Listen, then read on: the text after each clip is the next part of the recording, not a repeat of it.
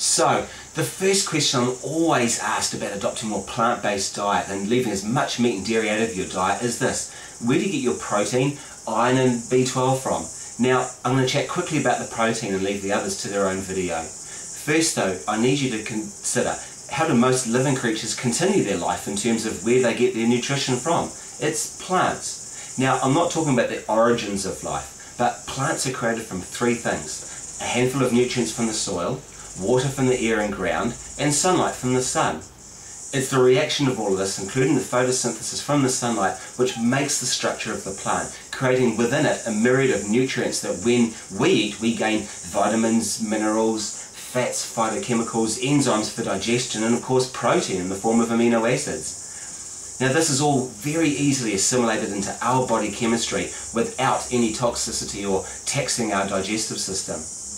The problem with meat and dairy is this, and I'd like to give you the example of a humble cow, because this is something in the Western world that we consume both its meat and milk.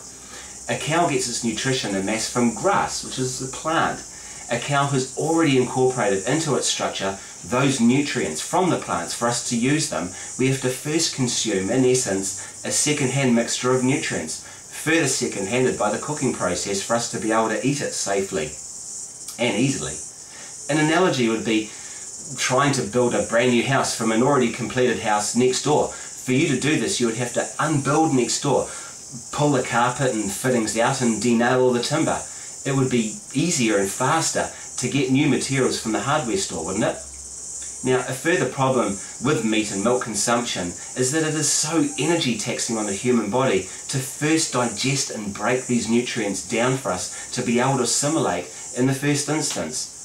So using second-hand materials with all of its metabolic waste and energy expenditure to make it ready for us to use, further toxic loaded and destroyed by cooking, is not anywhere near as good as going straight to the best complete bioavailable source that was designed for us, and that's plants, sprouts, nuts and seeds. Look, history does record the eating of meat, but it was infrequent and it was moderated against a huge plant-based portion by comparison. Most living anything on this planet eats a majority of plant matter though, including most people aside from those species that are strict carnivores. 60% of humans today still eat mostly a plant-based diet, and you want to be one of them. Take care.